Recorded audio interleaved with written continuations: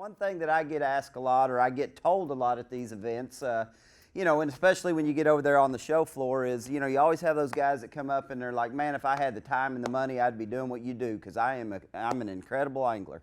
Well, I'm going to tell everybody in here, it's not having the time and the money for all of us. There may be a few select anglers that's what it amounts to. But when I started, when Jeff Creech started, when a whole bunch of us started, we didn't have the time and we sure didn't have the money. We were sleeping in the back of our pickup trucks. We were, you know, doing whatever we could do to survive. So what I'm telling you guys is if you have a passion, and, you know, I see some of these young guys here. I mean, some of you guys may just be here to just learn. You don't have any desire to fish competitively.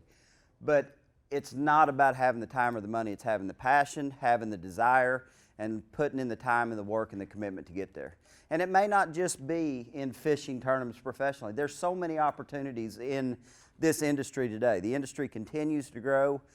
With what we got going on with Major League Fishing, guys, I mean, this is going to open the whole industry up to a whole new group of people that have never really had an interest in our sport. So there's a lot of opportunities. I've got a 29-year-old son that swore he was going to follow in Dad's footsteps, and I mean, honest to goodness, he's probably twice the angler I am. I mean, I brag on him. He is an incredible young angler, but he just didn't get the breaks. He tried to fish the opens for a couple years.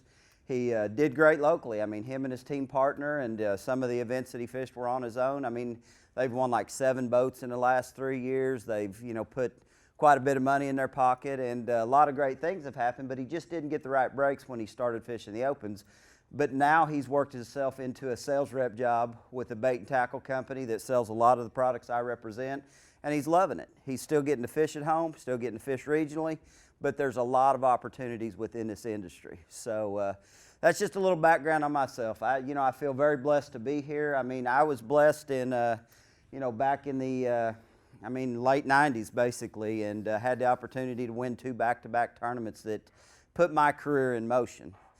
Now, the other thing I'm going to say is we've all got to be mature enough to handle the success and what's been laid out there for us, and I guess the good Lord didn't think I was ready for it because I think I went 7 years from winning those first 2 until I won again.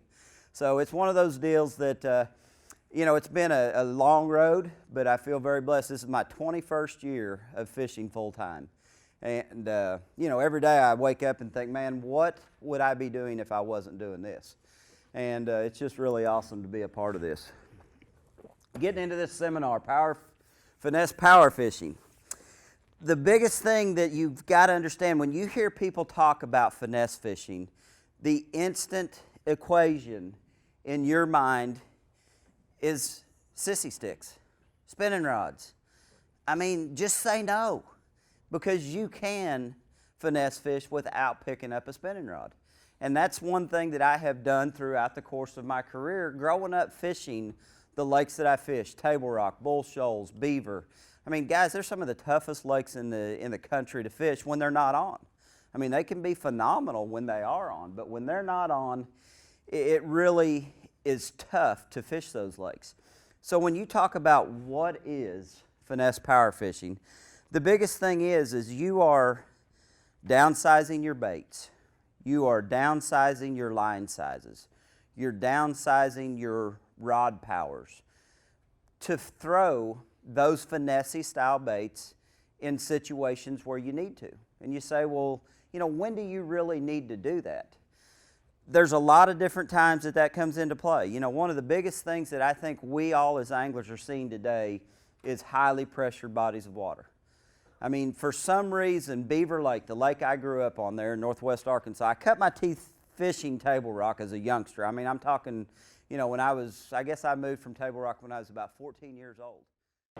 It's Mike Iaconelli. This is Bass U TV. Here's what's awesome about Bass U TV. You get the top instructors. Real tools that help you catch more fish consistently. And that's why you want to check out Bass U TV. Join the Bass U family. Welcome to Bass U TV.